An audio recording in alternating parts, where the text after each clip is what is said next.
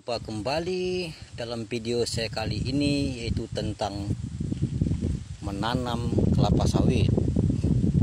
Jadi setelah video sebelumnya itu tentang transplanting bibit, maka sekarang kita masuk ke penanaman kelapa sawit. Nah, lalu sawit ditanam sesuai dengan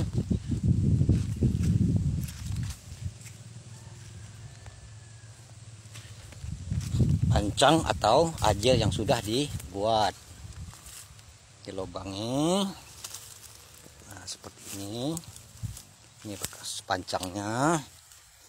Nah, lalu ini sawitnya ditanam di bekas pancang.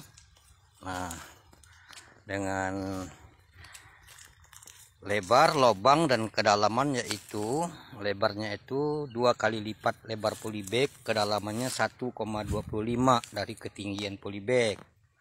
Nah, lalu ditanam sehingga dengan demikian posisi pangkal daripada sawit dia akan tertutup tanah. Nah, ini tujuannya supaya kokoh. Nah, kemudian juga supaya bab pangkal bibit sawit ini tidak diserang oleh hama tikus. Nah, sebelum dia ditimbun, di bagian bawah itu diisi humus tanah. Kalau ada rock fosfat, karena rock fosfat adalah unsur yang mengandung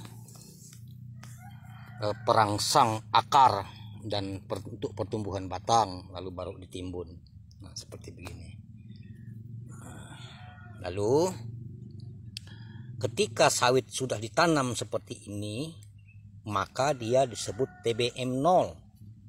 Tetapi setelah 1 bulan ke depan, kalau sekarang Januari akhir, maka bulan Februari dia sudah masuk yang namanya TBM 1, atau tanaman belum menghasilkan usia 1 masuk 1 tahun.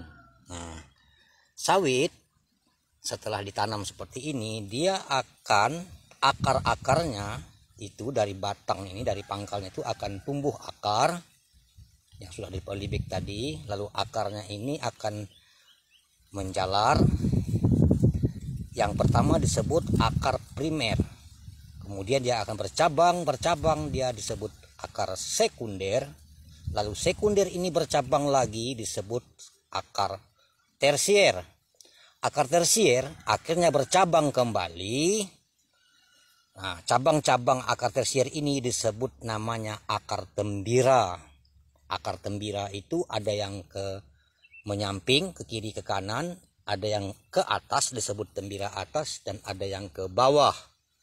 Nah, pada ujung akar primer, sekunder, tersier maupun akar tembira, di bagian ujungnya itu berwarna kuning, dan paling ujung warna kuning itu ada yang berwarna coklat.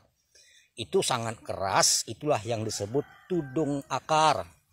Tudung akar ini berfungsi untuk melindungi ujung daripada akar sehingga dia bisa menembus tanah.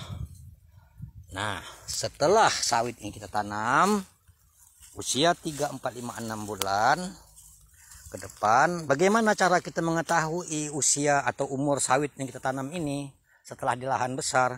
Mari kita lihat fisik pelepah, batang, dan daunnya. Nah, lalu kita hitung. Apabila jumlah pelepah sawit ini ada 12, itu artinya sawit berusia 1 tahun. Ketika kita hitung jumlah pelepahnya nanti tahun berikutnya berjumlah 24, itu artinya 2 tahun.